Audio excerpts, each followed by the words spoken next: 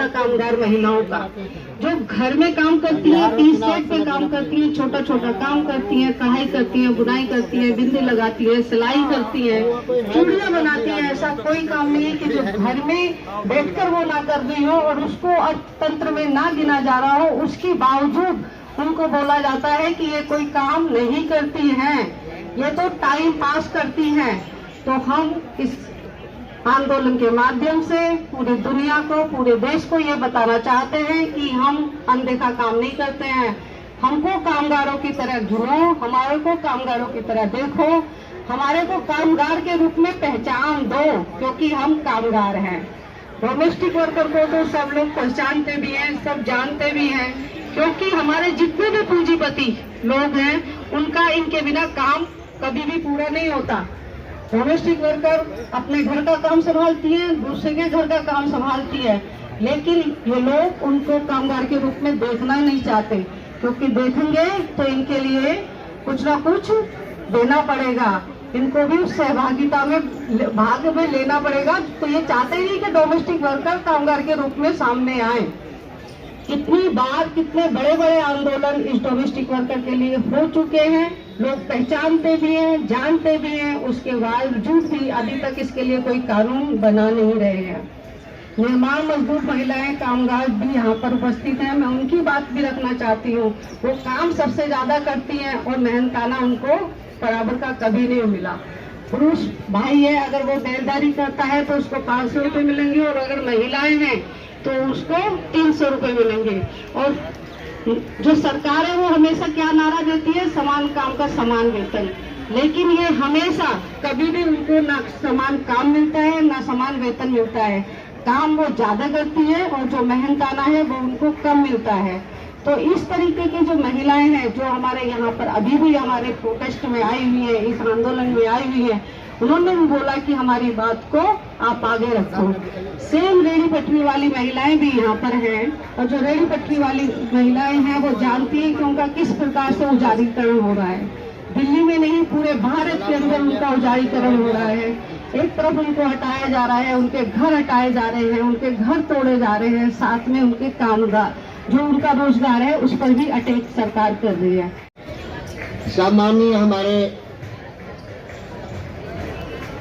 अनुभव senior comrades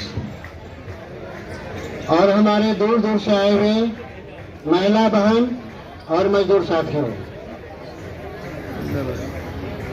जबकि दिल्ली में चुनाव हो रहा था, एक बहुत जोर शोर से नारा चला था, जहां झुग्गी वहां मकान। लेकिन इसके ठीक विपरीत हुआ कि जहां झुग्गी वहां मकान नहीं, वहां मैदान बन गया। ये बात हकीकत है, सही है।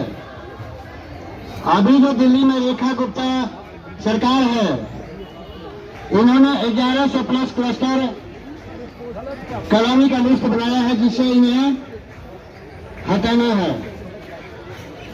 अभी हम बार बार फेसबुक पर, यूट्यूब पर देख रहे हैं कि महिलाएं, छोटे छोटे बच्चे, बुजुर्ग रोड पर रहने के लिए मजबूर हो गए हैं, जो रोजी रोटी के लिए देश के कोने कोने से आए थे और दिल्ली को उन्होंने बनाया। बेसमेंट से लेकर के 14 मंजिल तक बनाया, मेट्रो बनाया, पुल बनाया, स्कूल बनाया, कॉलेज बनाया। आज वही अपने घर से बेघर है। हम लोग जो यहाँ पर बहुत दिनों से जो प्लानिंग हो रही थी कि 4 लेबर कोड को निरस्त करो, इससे पहले जो भी कानून था वह ग्रास रूट पर लागू नहीं होता था। 4 लेबर कोड लागू होने से मालिक का मन और बढ़ जाएगा, मजदूर को जब अपने काम पर रखेगा काम हटा देगा, और उसकी सुनवाई लेबर कोर्ट में भी सिर्फ तारीख पर तारीख मिलेगा, इसके सिवा और कुछ नहीं मिलेगा।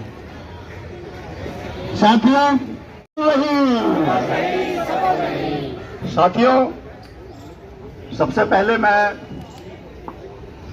इस देश के 25 करोड़ से भी अधिक मजदूरों को आज की हड़ताल को सफल बनाने के लिए बधाई देता हूं, उनका क्रांतिकारी अभिनंदन करता हूं और इस हड़ताल को समर्थन देने वाले, इस हड़ताल के साथ एकजुटता प्रदर्शित करने वाले तमाम संगठनों, संयुक्त किसान मोर्चा, कई सारे खेत मजदूर संगठन, छात्र संगठन, युवा संगठन, महिला संगठन, तमाम संगठनों को बधाई देते हैं, उनका क्रांतिकारी अभिनंदन करते हैं। साथियों, आज की यह हड़ताल मोदी सरकार की विनाशकारी नीतियों, उनके द्वारा जो मजदूर वर्ग पर चौतरफा हमला चल रहा है, उसको एक करारा जवाब आज की हड़ताल थी। इस हड़ताल ने एक जबरदस्त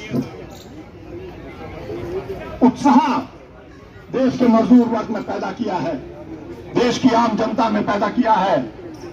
और यह हड़ताल, जैसा कि हमारे पूर्व के साथियों ने बोला, यह हड़ताल असल में इन नीतियों के खिलाफ, इन हमलों के खिलाफ जो आर पार की लड़ाई हमें लड़नी है और आगे, उसकी एक आज जबरदस्त शुरुआत थी। साथियों, इस देश में पिछले 11 सालों से एक हिटलरी राज, एक फांसीवादी राज स्थापित करने की कोशिशें चल रही है। सारे अधिकार छीने जा रहे हैं, लोकतंत्र को खत्म किया जा रहा है, संविधान को खत्म किया जा रहा है। लेकिन हम बता देना चाहते हैं कि इस देश के मजदूर, किसान, मेहनतकश आवाम ये आरएसएस, बीजेपी और मोदी सरकार के इन मंसूबों को कामयाब नहीं होने देगा, उन्हें नेस्तनाबूद करेगा, उन्हें हरा के रहेगा। साथियों,